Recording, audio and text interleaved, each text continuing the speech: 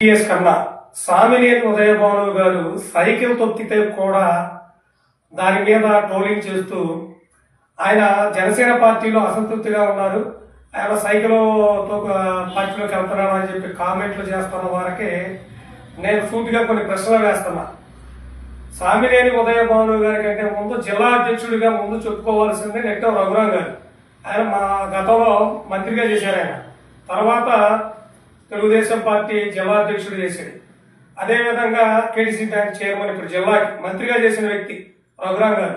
కానీ సామినేని ఉదయభాను గారు ఎన్టీఆర్ జిల్లా జనసేన అధ్యక్షుడిగా పవన్ కళ్యాణ్ గారు నియమించారు.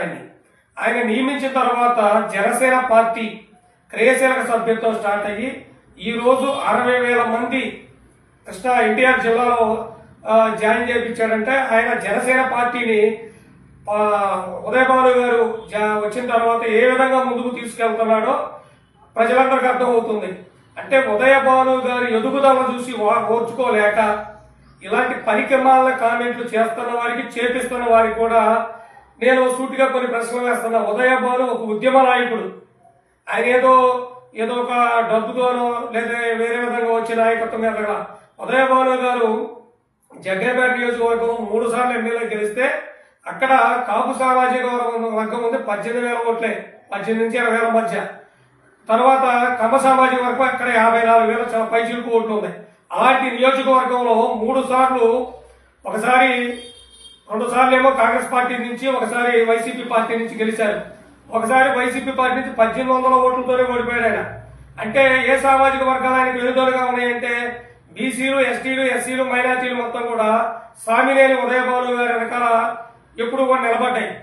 కానీ ఆయన ప్రత్యర్థులకి ఓటు బ్యాంక్ ఉంది కదా, ఒక సామాజిక వర్గం పట్లర్గా ఆ సామాజిక వర్గం తెలుగుదేశంకి వస్తుందని చెప్పి రాష్ట్రం మొత్తం తెలుసు. అలాంటి సామాజిక వర్గం రూపాయలు ఖర్చు పెట్టకుండా ఓట్లేసే సామాజిక వర్గం ఆయన ఉదయభాను గారికి ఆపోజిట్ లో నిలబడ్డ వాళ్ళకి ఓట్లేసి గెలిపితే వాళ్ళు గెలిచారు. కానీ ఉదయభాను గారు పనిచేసి అందరి మన్నన పొంది అందరి నాయకుడిగా ఉదయభాను గారు గెలిచారు. అలాంటి నాయకుడిని జనసేన పార్టీకి దూరం చేయడం కోసం కొంతమంది పని కట్టుకొని చేస్తున్న ప్రచారంగా దీన్ని అభివర్ణిస్తుంది భారతీయ కాపు సేన. ఇప్పటికైనా పిచ్చి మాటలు, పిచ్చి ఆలోచనలు మానుకోండి.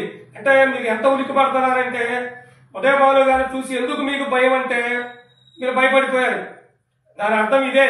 ఉదయభాను గారు జనసేన పార్టీలో ఎదుగుదల చూసి ఈ రోజు ఎన్టీఆర్ జిల్లాలో 60,000 మంది క్రియాశీలక సభ్యులు జాయిన్ అయ్యారంటే అది ఉదయభాను గారి యొక్క కృషి వల్లే అని చెప్పి భారతీయ కాపు సేన మరొకసారి తెలియజేస్తుంది. జై హింద్.